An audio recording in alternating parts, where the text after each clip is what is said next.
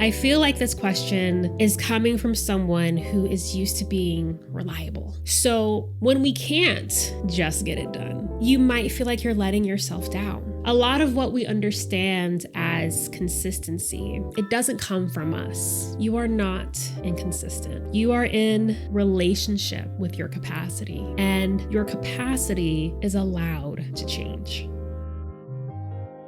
You're watching Soft Alchemy with Stevie Renee, a sacred container for transmutation and the quiet return to your inner wisdom. Come breathe with me. Welcome back to Soft Alchemy family. For today's episode, I actually wanted to take some time to respond to a viewer comments that I received back in February, I believe it was. And they were asking me to do a session on inconsistency and how to give ourselves grace when we're not necessarily showing up in the ways that we may want to. And at first, I was thinking that I was going to just fold that conversation into a larger episode. But then I had this moment where I was like, why not make this its own standalone episode? Why not make this something that is more personal? So I want to carve out a space on this show where not only do I respond to your questions, but I also offer reflections that can support you in finding your own answers and building self-trust along the way. So today's question comes from Deepa. Hi, Deepa. Firstly, I just really want to thank you for tuning in, for watching, for commenting, just for being here, truly. That it really means so much more to me than I can fully put into words. And I also really want to thank you for your patience. I record episodes in advance, so it did take me a little bit of time bringing this one to life since I already had a few episodes queued up, but I'm really grateful that you asked this question. And I am really excited to sit with it together. So a couple of months ago, you asked if I might do an episode on inconsistency and giving yourself grace. And when I read your comment, I immediately felt how real it was, how honest it was. And it resonated with me so much because this is something that I've lived with for most of my life and something that I have had to learn to do and that I'm still learning how to do in real time, right? As someone who has always been a hard worker, I would even say an overachiever at times, someone who likes to show up with everything handled and everything checked off and everything in order, learning that I can't always show up that way has been a really humbling and a very human lesson for me to learn. So when I read your question, I imagine that you might feel like you're letting yourself down. Maybe you even feel like you're letting other people down, or maybe you're just confused, like, why can't I show up in the ways that I normally do? I feel like this question is coming from someone who is used to being reliable, right? I feel like, you might be someone who is used to being the one that people can count on, or at the very least, used to getting things done and staying on top of things, staying consistent. And in this moment, you might be in a season where, for whatever reason, whether it is something external in the world or something that is deeply personal to you in your own life and in your own internal world, you just don't have the capacity to show up that way right now.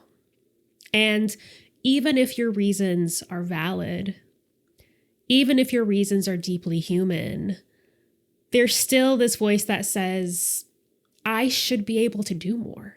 Why can't I do more? I have to get this done. And if I don't show up in the way that I'm supposed to, then I'm going to fall behind, or I'm going to lose something, or something is going to fall apart. And I really want to sit in that for a moment and validate that experience, if that is your experience, because I know that experience very, very well. And for most of my life, this has shown up in so many ways. I have a Capricorn stellium in Western astrology, and in Vedic astrology, I'm also a Capricorn sun. So I am wired to work. I am wired to get things done. And I've always been someone who is organized, and I'd like to also think dependable, and someone who shows up for work, someone who shows up for their teams, and someone who shows up for myself, But I am also someone who has lived with anxiety for most of my life. I was diagnosed in 2018, and then in 2023, I was diagnosed with panic disorder with agoraphobia.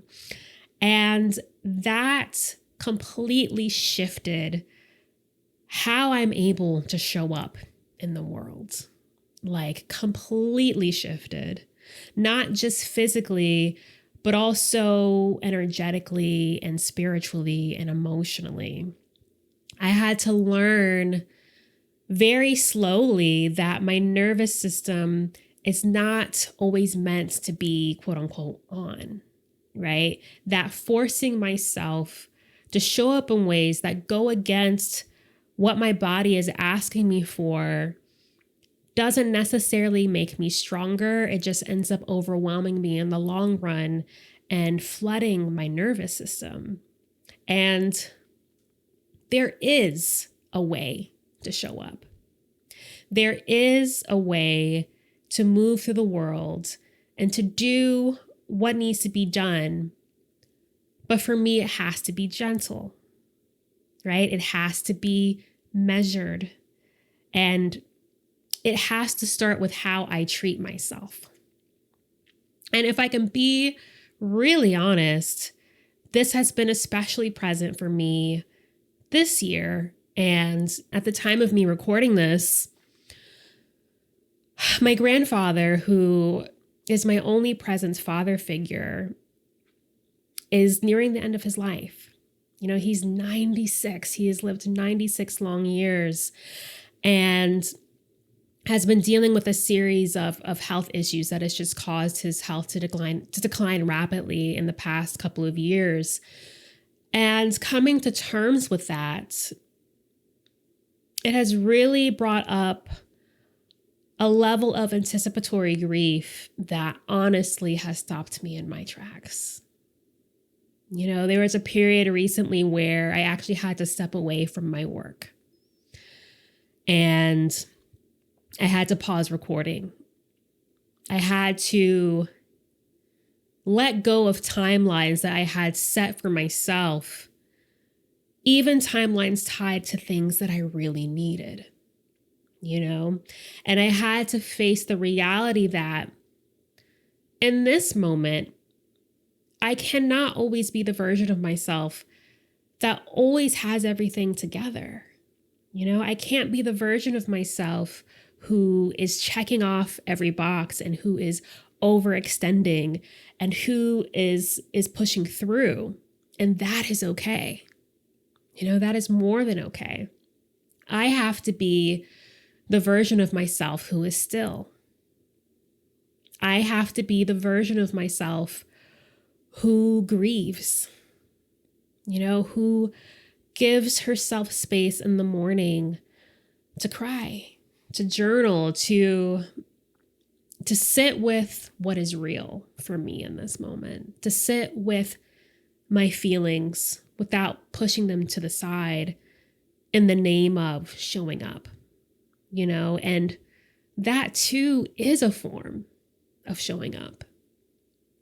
So I want to offer you a gentle reframe, because I don't think the question, I don't actually think the question is, why am I being inconsistent?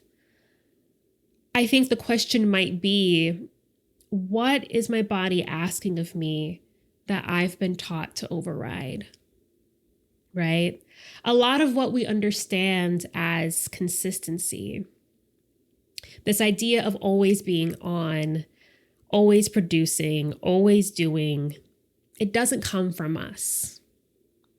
It comes from systems. It comes from capitalism. It comes from patriarchy, right? From cultures that reward output over presence, that reward performance over humanity, right? And being human. And for so many of us, especially for someone like me as a Black woman, and for marginalized people more broadly, and for those of us who were raised around survival, we were taught you just have to get it done. That's something I heard all the time growing up and that I still hear right now, So when we can't just get it done, right? We don't see it as a need to pause that our soul may be asking us for. We see it as failure, right? But what I've come to understand is that you're not failing. You're responding, right? You are responding to your capacity. You are responding to your emotions, to your life. So here's the soft truth that I want to offer you, Deepa, and anybody else listening. You are not inconsistent. You are in relationship with your capacity. And your capacity is allowed to change. And maybe the place to practice consistency is not in how much you produce, but in how deeply you listen to yourself. Right? Can you be consistent in checking in with your body? Can you be consistent in honoring what you hear from your inner voice and responding to yourself with care instead of criticism? So instead of asking, why can't I just get it together? Maybe you begin to ask, what do I need right now? Right? What am I being asked to hold or to release? And what would support me in this moment, even if it looks different from what I planned? Then maybe grace starts to look like adjusting the timeline, doing less, but doing it with presence, letting something be imperfect, or better yet, allowing something to wait. What would it look like for you to practice grace this week? Not in theory and not as an idea, but in one real tangible moment where you choose yourself, where you allow yourself to soften, where you listen instead of push.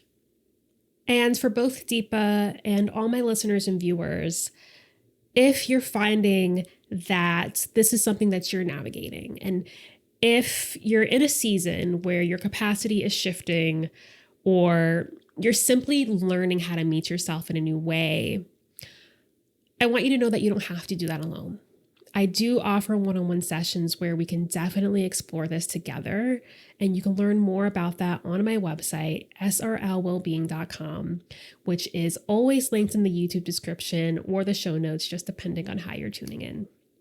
Okay, and this is also a space that we're building together. And so if you have a question that you'd like me to respond to in a future episode, I want to invite you to leave it down in the comments or reach out to me over email. My email is hello@srlwellbeing.com. I read every single message that I receive, and whether it's something you're navigating or something that you're questioning or just something that you're simply trying to understand better about yourself, this is a space where we can definitely explore that together. So please don't hesitate to reach out. I want you to know that it is okay if you have to move at a gentler pace right now, right? And if that's the space you're in, you're simply just being asked to meet yourself differently. And in that, that in itself is a form of consistency. And we get to rewrite and reclaim what consistency looks like for us. So I am sending you so much love and gentleness. And I just want to say thank you. Thank you so much for being here. Thank you so much for sharing this space with me. And as always, I'll see you in the next episode.